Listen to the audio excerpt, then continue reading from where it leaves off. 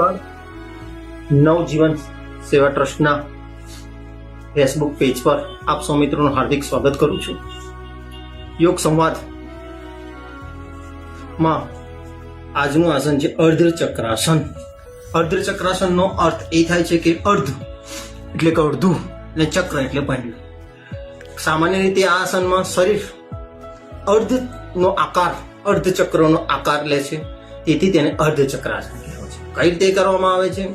બંને પગ વચ્ચે થોડું અંતર રાખીને સીધા ઊભા રહીને બંને હથેળી નિતંબમાં દબાવીને મસ્તકને યથાશક્તિ પાછળ તરફ ઝુકાવીને ધડ અને કમરમાંથી કમાનની જેમ પાછળ વળશે એટલે આંતરકૂપ યથાશક્તિ ટકી રહે તેવો પ્રયાસ કરવાનો છે.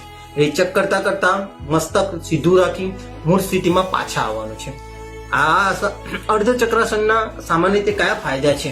કોઈ પણ વસ્તુના ફાયદા અને ગેરફાયદા હોય, પરંતુ ફાયદા તરીકે હાથ પગ આખું શરીર પીઠ મજબૂત બને છે, કરોડરજ્જુ સ્થિતિસ્થાપક બને છે, ચેતાઓ સતેજ થાય છે, છાતીનો વિકાસ થાય છે અને ફેફસા શક્તિ સંપન્ન બને છે. પેટ અને પેડુના તમામ અવયવોની યથાશક્તિ આ કાર્યશક્તિ વધે છે. આ આસન કોણ ના કરી શકે?